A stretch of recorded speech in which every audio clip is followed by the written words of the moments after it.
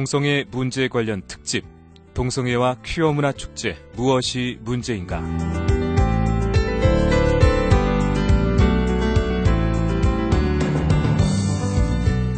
이번 주 금요일까지 총 4회에 걸쳐 동성애 문제 관련 특집 강좌로 함께합니다. 오늘은 어제에 이어 그 두 번째 시간으로 의정부 좋은나무교회 정현영 목사님의 하나님의 기준에 설 것인가, 세상의 기준에 설 것인가 라는 제목의 강좌입니다. 많은 애청 바랍니다.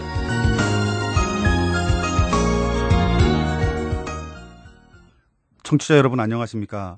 의정부 좋은나무교회를 섬기는 정현영 목사입니다. 오늘은 동성애 하나님의 기준에 설 것인가, 세상의 기준에 설 것인가를 주제를 가지고 오늘 여러분들과 말씀의 은혜를 나누기를 원합니다. 아모스서 7장 8절 말씀에 여호와께서 내게 이르시되 아모스야 내가 무엇을 보느냐? 내가 대답하되 다림줄이니이다. 주께서 이르시되 내가 다림줄을 내 백성 이스라엘 가운데 두고 다시는 용서하지 아니하리니. 세상 사람들은 죄를 바라볼 때 도덕적으로 다른 사람들에게 피해가 되는지 안 되는지의 여부로 판단합니다. 세상 사람들은 자신들이 생각할 때에는 동성애자들이 딱히 피해를 주지 않는다고 생각하기 때문에 괜찮다고 봅니다. 사실 인간적으로 보면 동성애자라고 해서 특별히 나쁜 사람은 아니고 혐오스러운 사람도 아닙니다. 세상에서도 이들을 지지합니다. 얼마 전에 미국의 오바마 대통령이 이런 말을 했습니다. 미국이 세워진 기본 이념, 즉 모든 사람이 평등하게 창조되었다는 이념은 모든 사람에게 동등하게 적용이 된다. 그래서 모든 인종, 성별, 종교, 민족, 그리고 개인적인 성적 취향 역시 모두 적용된다고 말하면서 모든 사람은 공평하고 평등해야 한다고 말한 것이 기억이 납니다. 물론 좋은 이야기일 수 있습니다. 교회 다니는 사람들 역시 동성애가 죄로 볼 수 없다고 말하는 사람이 다수 있는 것을 보게 됩니다. 왜 유독 교회는 동성애에 대하여 민감한지 모르겠다. 동성애자들은 개인적인 취향을 존중해줘야 하는 것 아닌가? 굳이 성적 소수자들인 그들에게 상처를 줄 필요가 있는가? 이것이 더 큰 죄 아닌가? 교회 안에 동성애보다 더 큰 죄가 얼마나 많은가? 여러분, 인본주의적인 관점, 도덕적인 관점으로 보면은 동성애가 죄가 될 수 없을 수 있습니다. 사람 자체도 얼마든지 좋은 사람일 수 있습니다. 이미 세상은 인본적이고 도덕적인 관점으로 동성애를 바라보기 때문에 동성애가 죄라고 말하는 것이 더 이상할 정도로 그리스도인들과 보수적인 생각을 가진 이들이 그 비상식적인 생각과 말이 되어버리고 말았습니다. 이미 사회에서는 동성애 확산과 그들을 인정하기 위한 사회 모든 영역으로 움직임이 확장되어지고 있는 것이 대한민국의 현실입니다. 그 대표적인 예가 우리나라에서는 서울시에서 6월 11일에 하는 퀴어 축제가 될 것이고, 그리고 차별금지법이 될 것입니다. 그래서 동성애에 대하여 반대하는 교회와 사람은 문화, 인권, 개인의 자유와 행복을 거부하는 사람들과 같이 비춰지는 것 같습니다. 미국의 존 메가더 목사님의 설교를 들은 적이 있습니다. 존 메가더 목사님은 동성애에 대한 설교를 하면서 동성 결혼을 지지하는 교회는 사단에 속해 있고 이미 세상과 교회는 거짓과 진리와의 싸움 중이라고 말했습니다. 그렇습니다. 이미 대한민국도 죄와 진리에 대해서 전쟁 중이라는 사실들을 잊어서는 안 될 것입니다. 사랑하는 성도 여러분, 우리에게 정말 중요한 진리가 있는데 우리 그리스도인에게 필요한 것은 정치 지도자들이 동성애를 어떻게 말하는지, 세상의 저명한 학자들과 인본적인 사상과 자유적인 신학으로 말하는 그 신학자들이 동성애를 어떻게 말하는지, 국가와 사회가 동성애나 동성 결혼을 용인하고 그들의 인권을 어떻게 말하는지, 다수의 얼마나 많은 사람이 동성애에 대하여 어떻게 생각하고 말하는지가 하나도 중요하지 않습니다. 우리 그리스도인에게 정말 중요한 것이 무엇입니까? 하나님께서 우리들에게 동성애에 대하여 어떻게 말씀하시고 어떻게 평가하시는가가 정말 중요한 것입니다. 우리가 진리의 싸움을 해야 하는 이유가 무엇이겠습니까? 아모스서 7장 8절 말씀에 하나님께서는 이렇게 말씀하십니다. 여호와께서 내게 이르시되 아모스야 내가 무엇을 보느냐? 내가 대답하되 다림줄이니이다. 주께서 이르시되 내가 다림줄을 내 백성 이스라엘 가운데 두고 다시는 용서하지 아니하리라는 말씀이 있습니다. 다림줄은 다른 말로 하면 측량줄입니다. 다림줄은 높은 건물을 올릴 때 수직으로 바로 섰는가를 살펴보기 위해 줄을 달아서 늘어뜨리는 줄이 다림줄입니다. 즉 하나님께서 이스라엘 백성들 앞에서 다림줄을 가지고 우리를 지켜보고 계시다는 것입니다. 여러분, 이 말씀이 얼마나 두려운 말씀입니까? 이 말씀은 하나님의 말씀의 기준에 합하지 않게 세워진 모든 것은 그것이 사람이든 경제이든 문화든 사회든 국가든 무너질 수밖에 없고 심판받게 될 것이라는 정말 두렵고 무서운 말씀입니다. 따라서 동성애에 대한 평가는 하나님께서 어떻게 평가하시는지만큼 소중한 것이 없는 것입니다. 그렇기 때문에 이 동성애라고 하는 것이 그리스도인들에게는 세상 사람들이 어떻게 생각하고 어떻게 말하는 것이 중요한 것이 아닌 것입니다. 전 세계를 호령하는 강대국과 또한 선진국들이 이 동성 결혼을 지지하고 찬성한다 할지라도, 수많은 사람들이 동성애를 찬성하는 세상의 법을 만든다 할지라도, 저명한 신학자들이 하나님 말씀을 떠나 인본적인 생각으로 사람이 듣기에 좋게 한 말씀을 풀어낸다 할지라도, 우리가 분명히 기억할 것은 세상이 죄에 대하여 죄가 아니라 인정할 수 있는 모든 것을 쏟아낸다 할지라도 하나님의 마음과 하나님의 말씀은 절대로 1.1획도 바꾸지 못하고 바꿔지지 않는다는 사실입니다. 그렇기 때문에 진리를 붙들고 살아가는 자들은 세상의 죄와 부딪힐 수밖에 없는 것이고 핍박을 받을 수밖에 없는 것입니다. 2015년 6월 26일 미국 연방대법원이 동성결혼이 합헌이라는 결정을 내림으로써 미국 전역에서 동성결혼이 합법화가 되었습니다. 뿐만 아니라 미국에도 혐오 범죄 방지법안이 추가되어서 많은 그리스도인들이 어려움을 겪고 있습니다. 어떤 분은 구원이 오직 예수 그리스도 외에는 없다라는 사실들을 전함으로 말미암아서 그 복음을 전한 신자들이 벌금과 처벌을 받았다 하시는 분들의 소식을 들은 적이 있습니다. 또 어떤 분은 로스앤젤레스에서 사람이 많이 지나다니는 길거리에서 성경을 소리내어 읽었다고 처벌을 받고, 5세 자녀들을 둔 한 부모는 유치원에서 동성결혼과 동성관계에 대해 교육을 받는다는 사실을 알고 학교를 찾아가서 자신의 아이에게 동성애를 가르치는 것을 원치 않으며 이를 가르치기 전에 미리 학부모에게 통지를 주면 그날은 학교에 보내지 않겠다고 가정학습을 하겠다라고 제안할 때 학교 측의 답변은 이러했습니다. 학교에서는 자유롭게 동성결혼과 동성관계에 대해 가르칠 수 있다라고 말했습니다. 이에 학교는 항의한 학부모를 경찰에 신고를 냈고, 경찰은 아이의 아버지에게 수갑을 채워서 감옥으로 보낸 사건들은 아마 여러분들도 잘 알고 있을 것입니다. 학교가 이렇게 할 수 있었던 이유는 동성애가 매사추세츠에서는 합법화되었기 때문입니다. 미국의 동성결혼식 케이크 제작 거부를 함으로 말미암아 어떤 분은 벌금 1억 4천만 원을 내게 되었고, 2015년도에는 영국에서도 비슷한 사건이 있었는데 메가서 부부라는 이 신실한 기독교인도 이 동성애자들에게 케이크 제작을 거부하여서 벌금형이 내려진 사실이 있습니다. 또한 미국의 동성 커플 주례를 거부해서 180일 동안 감옥형과 매일 $1,000씩 벌금을 받은 목회자도 있습니다. 미국 아이다호주는 목사가 동성결혼 주례를 하든지 아니면 감옥에 가라고 판결하였습니다. 금요일에 동성 커플이 넷 부부 목사에게 주례를 부탁하러 왔습니다.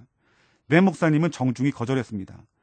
넷 부부는 이제 180일의 감옥형과 매일 $1,000씩의 벌금을 그들이 동성결혼에 주례해 줄 때까지 물게 되고 만 것입니다. 여러분, 이것이 대한민국 교회와 성도가 앞두고 있는 영적인 전쟁입니다. 이 전쟁은 진리의 전쟁인 것입니다. 그렇다면 성경은 동성애와 동성결혼에 대해서 어떻게 말씀하고 계실까요? 여러분, 동성애가 왜 죄입니까? 세상 사람들은 이렇게 말합니다. 기독교인은 죄가 없느냐? 너희 크리스천들에게는 성적인 타락이 없느냐? 꼭 동성애만 죄인가? 라고 반문할 수 있습니다.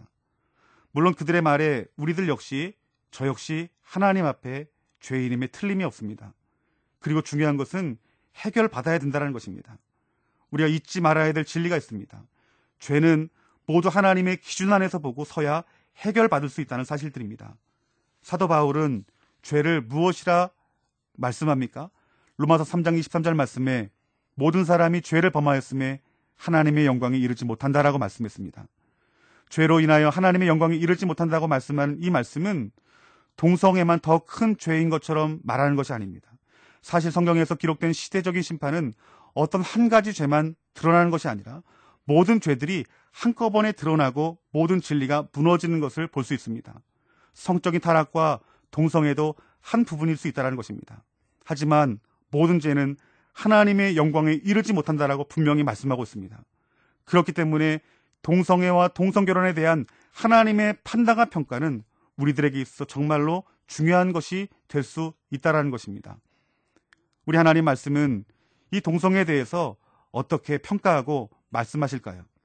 첫 번째는 동성애는 창조 질서에 어긋나는 죄인임을 말씀하고 있습니다. 많은 사람들은 결혼 제도는 인간이 만든 제도라고 생각하지만 그렇지 않습니다. 성경은 결혼에 대하여 창조주 하나님께서 제정하신 제도임을 분명히 말씀하고 있습니다. 창세기 1장 27절부터 28절까지 말씀 보면은 하나님이 자기 형상 곧 하나님의 형상대로 사람을 창조하시되 남자와 여자를 창조하시고 하나님이 그들에게 복을 주시며 하나님이 그들에게 이르시되 생육하고 번성하여 땅에 충만하라. 땅을 정복하라. 바다의 물고기와 하늘의 새와 땅에 움직이는 모든 생물을 다스리라 하시니라 라고 말씀했습니다. 하나님께서 우리들을 자기 형상대로 창조하였고 남자와 여자를 만드셨다라고 말합니다. 그리고 그들에게 복을 주었다 말합니다. 생육하고 번성하라 라고 말씀하신 것입니다. 이것이 바로 하나님께서 말씀하신 창조의 질서인 것입니다. 창세기 2장 18절부터 24절까지 말씀에도 여호와 하나님이 이르시되 사람이 혼자 사는 것이 좋지 아니하니 내가 그를 위하여 덮는 배필을 지으리라 하시니라. 여호와 하나님이 흙으로 각종 들짐승과 공중의 각종 새를 지으시고 아담이 무엇이라고 부르나 보시려고 그것으로 그에게 이끌어 가시니 아담이 각 생물을 부르는 것이 곧 그 이름이 되었더라. 아담이 모든 가축과 공중의 새와 들의 모든 짐승에게 이름을 주니라. 아담이 돕는 배필이 없으므로 여호와 하나님이 아담을 깊이 잠들게 하시니 잠들매 그가 그 갈빗대를 하나를 취하고 살로 대신 채우시고 여호와 하나님이 아담에게 취하신 그 갈빗대로 여자를 만드시고 그를 아담에게로 이끌어 오시니 아담이 이르시되 이는 내 뼈 중에 뼈요 살 중에 살이라. 이것을 남자에게 취하였음즉 여자라 부르리라 하니라. 이러므로 남자가 부모를 떠나 그의 아내와 합하여 둘이 한 몸을 이룰지로다 라고 말씀하고 있습니다.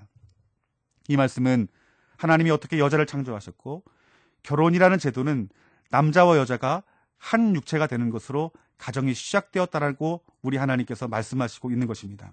이것이 하나님께서 만드신 결혼 제도입니다. 이것이 바로 창조 질서의 출발점이 되는 신성한 하나님의 명령인 것임을 아는 자가 되어야 되는 것입니다. 그래서 사도 바울 역시 로마서 1장 26절 말씀을 통해서 하나님께서 그들을 부끄러운 욕심을 내버려 두셨으니 곧 그들의 여자대로 순리대로 쓸 것을 받고 영리로 쓰며 라고 말씀합니다. 남녀와의 결혼이 하나님께 정하신 순리라고 말씀하신 것입니다. 이처럼 가정의 구성과 결혼의 제도는 인간의 개인적인 취향이 될 수 있는 것이 아닙니다. 인권과 문화라는 이유로 사람이 가정과 결혼을 내 마음대로 새롭게 재창조할 수 없는 것입니다. 뉴스에 보니 어떤 이들은 동물들과 결혼을 하고 어떤 이들은 강을 건너는 다리와 결혼을 하고 어떤 이들은 컴퓨터를 사랑하여서 컴퓨터와 결혼한다는 뉴스를 본 적이 있습니다. 이것이 얼마나 통탄을 노릇입니까? 남자와 여자의 결혼은 하나님께서 정하신 창조 질서임을 명확하게 우리에게 말씀해 주시는 이 사실들을 믿으시기를 주님의 이름으로 축원합니다. 성은 누구에게 배우는 것일까요? 우린 너무나 왜곡된 것들을 통해서 배워왔습니다. 저도 어려서부터 성을 음지에서 스스로 배웠던 기억이 납니다. 음란물을 보고 무분별한 인터넷의 정보를 넣고 성을 경험한 친구들이나 지인들을 통해서 왜곡되고 잘못된 성을 통해서 우리가 너무나 많은 죄를 범해왔고 지금도 범죄하고 있는 모습이 우리의 모습일 수 있습니다. 성은 사람에게서 배우는 것이 아닙니다. 성은 하나님께서 고안한 것이기 때문에 우리는 하나님께로부터 올바른 성을 배울 필요가 있는 것입니다. 여자와 남자는 상호 보완적으로 아름답게 창조되었고 서로 한 육체가 되도록 지음을 받았습니다. 다른 방식으로 하려고 성을 주장하는 것은 왜곡입니다. 부패한 것입니다. 또 하나님께서 만드신 방식을 거스리는 역기능적인 것입니다. 가정은 가장 기본이 되는 하나님과 사람과의 질서인 것입니다. 하지만 동성애는 창조의 원리의 기초에 벗어난 것이고 거부하는 것입니다. 이는 심각한 하나님에 대한 교만한 도전이 되는 것입니다. 두 번째는 동성애는 하나님의 심판이 있다라고 분명히 말씀하고 있다는 사실입니다. 창세기의 소돔과 고모라의 멸망은 간음과 남색에 대한 하나님의 진노와 징벌의 심판임을 우리들에게 똑똑히 말씀해주고 있습니다. 창세기 19장은 동성애에 대하여 직접적으로 언급하고 있습니다. 성적인 타락의 전형인 이 동성애 행위에 대해서 하나님께서 분명히 반대하는 죄임을 우리들에게 지적하고 있는 것이고 명확하게 말씀하고 있는 것입니다. 하나님께서는 후세에 경건하지 않는 자들에게 소돔은 유황과 불이 소나기처럼 부어짐으로 말미암아 멸망되었다는 사실들을 우리들에게 본을 보여 말씀하려고 하시는 말씀입니다. 신약 성경도 동일하게 우리에게 말씀합니다. 베드로도 소돔과 고모라가 심판을 받게 된 이유에 대해서 베드로서 2장 6절 말씀에 소돔과 고모라 성을 멸망하기로 정하여 재가 되게 하사 후세에 경건하지 아니할 자들에게 본을 삼으셨으며, 여러분, 본을 삼는 것이 무엇입니까? 즉 성적인 타락, 동성애의 죄는 반드시 예전에 한 번의 사건으로 심판이 끝나는 것이 아니라 이 시대를 살아가는 자들에게도 동일한 심판을 받게 될 것이라는 하나님의 말씀인 것입니다. 유다서 1장 7절 말씀에도 소돔과 고모라와 그 이웃 도시들도 그들과 같은 행동으로 음란하며 다른 육체를 따라가다가 영원한 불의 형벌을 받음으로 거울이 되었다라고 말합니다. 음란하여 다른 육체를 따라갔다는 것은 비정상적인 육체의 욕심이다라고 해석을 하고, 또 소도마이트라는 단어를 통해서 이 말씀은 동성애자를 가리키는 말씀입니다. 하나님께서는 성적인 타락의 죄, 특별히 언급한 이 동성애 죄에 대해서 분명한 심판이 있을 것이라 말하고, 그 동성애는 분명히 죄라고 우리들에게 말씀해주고 있다는 사실입니다. 세 번째는, 동성애는 하나님의 자리에 서려고 하는 교만입니다. 레위기 18장 22절 말씀에 너는 여자와 동침함을 같이 남자와 동침하지 말라. 이는 가증한 일이니라 라고 말씀합니다. 레위기 20장 13절 말씀에도 누구든지 여인과 동침하듯이 남자와 동침하면 둘 다 가증한 일을 행함인즉 반드시 죽일지니 자기의 피가 자기에게로 돌아가리라 말씀합니다. 레위기 말씀 보면은 동성간의 성행기는 가증한 것이라고 분명히 말씀하고 있습니다. 로마서 1장 26절부터 27절 말씀을 읽어보면, 이 때문에 하나님께서 그들을 부끄러운 욕심에 내버려 두셨으니 곧 그들의 여자들도 순리대로 쓸 것을 바꾸어 영리로 쓰며 그와 같이 남자들도 순리대로 여자 쓰기를 버리고 서로 향하여 음욕이 부릴 듯하며 남자가 남자와 더불어 부끄러운 일을 행하여 그들이 그릇됨을 상당한 보응을 그들 자신이 받았느니라 라고 말씀합니다. 사도 바울이 27절에 성에 대하여 말씀하면서 성은 순리대로 써야 한다고 말씀합니다. 여기서 순리는 무엇일까요? 이성 간의 관계를 말씀하는 것입니다. 영리는 무엇일까요? 반대로 동성 간의 성관계를 하는 것을 말씀하는 것입니다. 성은 인간의 취향으로 정하는 것이 아닙니다. 하나님이 정하신 이 질서 가운데 들어오는 것이라고 분명히 말씀해주고 있는 것입니다. 사도 바울이 말하고자 하는 것은 동성애는 창조의 질서에 왜곡하는 것이라 말씀하는 것입니다. 동성애 행위는 하나님의 금지 명령에 대한 인간의 반역임을 말씀하고 있는 것입니다.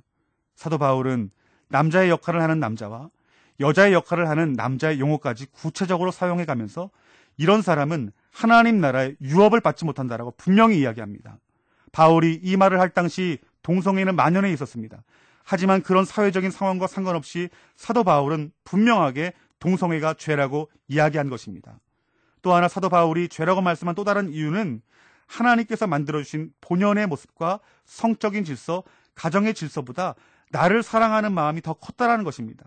이것이 가장 무서운 죄입니다. 왜냐하면 하나님의 창조의 질서를 버리고 자신이 주인된 죄의 결과를 가져오기 때문인 것입니다. 마귀가 마귀가 된 것은 자신이 하나님이 되려고 했기 때문입니다. 아담과 하와가 선악과를 먹은 것은 어떤 죄입니까? 하나님의 위치에 서겠다는 것입니다. 동성애가 왜 죄입니까? 적어도 하나님의 위치에 서겠다는 것이기 때문입니다. 하나님이 모든 사람을 변화시켜도 변화시키지 못하는 사람이 있습니다. 그 사람은 교만한 사람입니다. 잠언서와 베드로전서를 보면 겸손은 최고의 덕이지만 교만은 최대의 적이라고 말하고 있기 때문인 것입니다. 모든 죄는 반드시 심판이 따릅니다. 여러분, 하나님이 우리의 생명이신 줄 믿으시기를 주님의 이름으로 축원합니다. 여호수아서 1장 8절에서 9절까지 말씀 보면은 이 율법책을 내 입에서 떠나지 말게 하며 주야로 그것을 묵상하여 그 안에 기록된 대로 다 지켜 행하라. 그리하면 내 길로 평탄하게 될 것이며 내가 형통하리라. 내가 내게 명령한 것이 아니냐? 강하고 담대하라. 두려워하지 말며 놀라지 말라. 내가 어디로 가든지 내 하나님 여호와가 너와 함께 하느니라 하시니라 라고 말씀합니다. 우리 하나님은 자신의 생명임을 말씀하고 있습니다. 하지만 하나님 자신이 생명임을 아는 자들은 적습니다. 많은 사람들이 오해하기를 생명은 하나님이 우리에게 따로 주시는 것이라고 생각합니다. 하지만 생명은 하나님 자신입니다. 우리에게 참된 생명이 부어지려면 하나님께 직접 이 나라, 이 민족 가운데 임하셔야 하는 것이고, 우리 교회 가운데 임하셔야 하는 것이고, 가정 가운데 임하셔야 되고, 나에게 임하게 될 때에 진짜 생명이 부어지는 것입니다. 하나님 말씀대로 행하여 순종하는 자에게 하나님께서는 함께 하시어 우리의 생명이 되고 우리의 풍성함이 된다라고 말씀하고 있는 것입니다. 하지만 말씀을 벗어난 삶을 살게 되면 어떻게 될까요? 하나님이 함께 하실 수 없게 되는 것입니다. 하나님이 떠나시게 됩니다. 하나님이 떠나실 때에 하나님의 생명과 풍성함은 놔두시고 가실까요? 절대 그렇지 않습니다. 하나님이 떠나시면 하나님 자신인 생명과 풍성함도 함께 떠나가는 것이 되는 것입니다. 그 자리엔 죄에 대한 심판만 남아있다는 사실들을 아셔야 되는 것입니다. 우리가 동성애 죄에 대해서 말씀하신 하나님 말씀 믿고 굴복되지 않는다면, 이 나라 이 민족이 동성애 죄에 대해 허용해버린다면 하나님은 이 나라와 교회와 성도들과 함께 할 수 없다는 사실들입니다. 여러분, 만약 동성결혼이 합법화되면 이 미래 사회가 어떻게 될 것인가를 생각해 보신 적이 있습니까? 동성애자들의 통계에 의하면 대부분 2년, 3년 동안 서로 사랑을 하다가 헤어진다라고 말합니다. 한쪽이 질병이 생기고 그래서 단명을 합니다. 뿐만 아니라 자녀를 생산할 수 없으니까 입양을 합니다. 그런데 입양을 해서 아이를 키운다고 해도 그 아이들 대부분이 후천적으로 환경적인 요인에 의해서 동성애자가 되는 것입니다.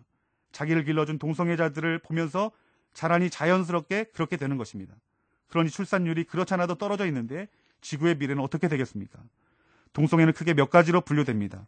남성과 남성 간의 성관계를 맺는 것을 게이라고 하고, 여성 간의 관계를 레즈비언이라고 하고, 그리고 남자가 여자로, 여자가 남자로 성전환하는 것을 트랜스젠더라고 합니다. 또 양성애자라고 있습니다. 이들은 이성도 동성도 다 관계를 합니다. 이 모두가 다 동성애자입니다. 그런데 이들은 심각한 병을 갖게 됩니다. 특히 성전환자들은 성호르몬을 주사로 투입하게 돼서 나이보다 빨리 늙고 병이 들게 됩니다. 그리고 남자 동성애자들은 학문성교를 합니다. 그런데 그 학문성교는 배설기관이기 때문에 온갖 세균과 병균이 득실한 곳입니다. 그 학문에다 남자의 성기를 삽입하니 성병은 물론이고 악성 치질이 생기고 항문 출혈이 생깁니다. 그래서 항문 괄약근이 고장이 나서 조절이 안 되니 변실금이 생깁니다. 평상시에도 기저귀를 차고 다녀야 하고 정상적인 사회생활이 안 됩니다. 그런데다가도 이 항문성교는 에이즈 발병의 중요한 원인이 됩니다. 지난 20년 동안 아프리카에서도 에이즈로 죽어간 사람이 무려 약 2,500만 명이 죽었다고 합니다. 그래서 아프리카 몇몇 나라들은 평균 수명이 40이 넘지 않는 나라도 있다고 합니다. 그러니 한참 일할 30대, 40대 인구가 너무 많이 죽어서 노동 인력이 줄고 그들의 자녀들은 거리에 고아가 되고 맙니다. 에이즈에 걸리면 곧바로 죽지 않았어도 신체가 무력화되어 생계를 꾸릴 수 없으니 수많은 국민들이 좌절과 고통 가운데 잠겨 있을 수밖에 없습니다. 아프리카 대부분의 나라들이 에이즈 환자가 국민의 20에서 30%라고 합니다. 참으로 심각한 문제인 것입니다. 2016년도에 우리나라에 드러난 에이즈 환자는 1만 5천 명에서 2만 명이라고 합니다. 그리고 매년 1,000여 명씩 증가된다고 합니다. 그런 남성 에이즈 환자의 90%는 동성애자라는 통계 자료가 있습니다. 더구나 이 에이즈는 전염이 됩니다. 더 큰 문제는 국내 에이즈 감염 중 10대 신규 감염자의 수가 빠르게 늘고 있다는 점입니다. 질병관리본부에 따르면 2000년 이전에는 거의 없던 청소년 에이즈 감염자가 2014년에는 36명으로 급증하기 시작하고 감염자 증가율이 20%라고 말합니다. 보건복지부의 2011년도 제3차 국민건강증진 종합계획에서는 에이즈 주요 전파 경로는 남성 동성애자 간의 성접촉이라고 분명히 명시하고 있습니다. 에이즈 감염인 역학조사에 따르면 이성 간 성접촉과 동성 간 성접촉으로 인한 감염 사례는 6대 4로 이성 간 성접촉이 더 흔한 전파 경로인 것처럼 보고됩니다. 얼마 전에 2016년도 5월 18일에 KBS 뉴스를 보면은 개정된 의료법 시행 규칙에 따라서 요양병원에 입원하는 에이즈 환자는 치료비 70만 원, 감염비 40만 원, 도합 110만 원이 돌아갈 때까지 국민 세금으로 치료를 한다라고 말한 뉴스를 들었습니다. 서울시 감염병 관리팀장은 최종적으로 에이즈 확정 판정이 나면 국가에서 50%, 지방자치단체에서 50%를 내서 진료비 전액을 지원해주고 있다고 말합니다. 약이 비싸기 때문에 연간 1인당 3,500만 원 정도가 든다고 합니다.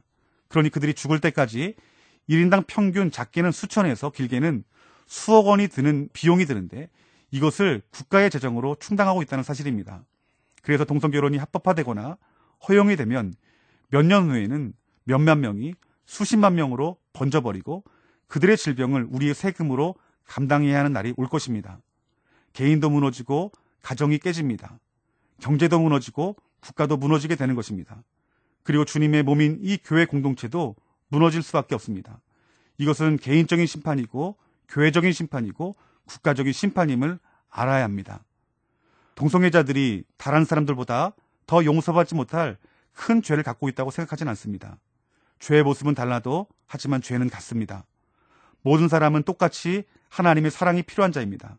하지만 분명한 것은 십자가의 사랑을 알고 인격적인 주님을 만나면 우리의 죄는 용서받고 치유받게 된다는 것입니다.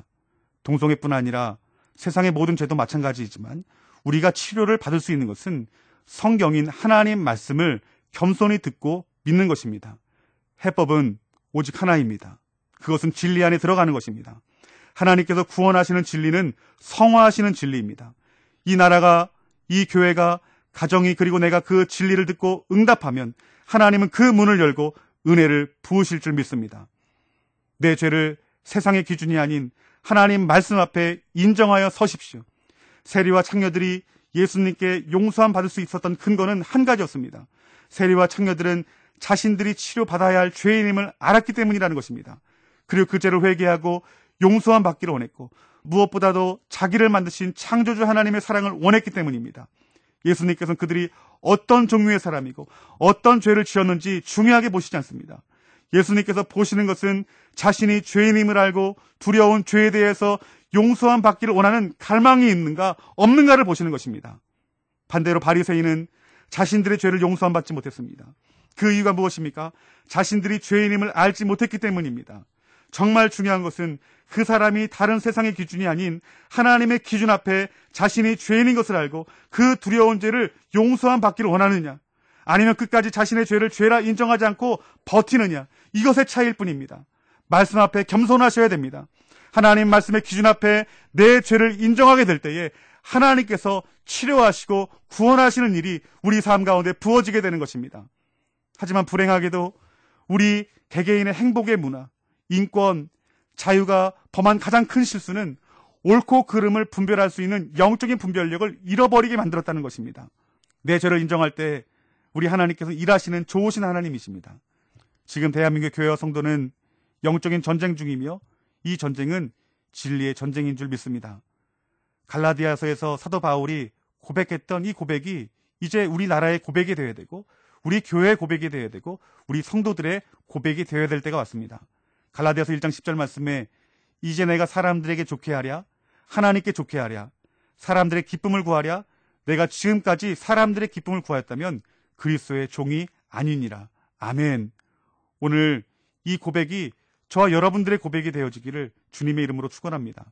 하박국 1장 3절 말씀에 하박국 선지자의 외침을 들어보십시오. 왜 저로 하여금 불의를 보게 하십니까? 왜 죄악을 쳐다보게 하십니까? 파괴와 폭력이 제 앞에 있습니다. 갈등이 있고 싸움이 일어납니다. 사랑하는 성도 여러분, 십자가의 복음과 성령의 능력으로 하나님의 기준 안에 서시고 진리를 외치는 자가 되어지기를 주님의 이름으로 축원합니다. 우리가 하나님의 기준에 서고 진리를 외칠 때 하나님 비로소 우리를 치유하시고 회복하시는 하나님의 능력을 볼 줄 믿습니다.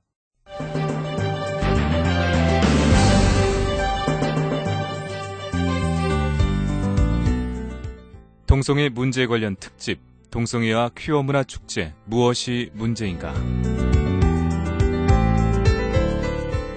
오늘은 그 두 번째 시간으로 의정부 좋은나무교회 정현영 목사님의 하나님의 기준에 설 것인가, 세상의 기준에 설 것인가 라는 제목의 강좌로 함께 하셨습니다. 이 강좌는 이번 주 금요일까지 이어집니다.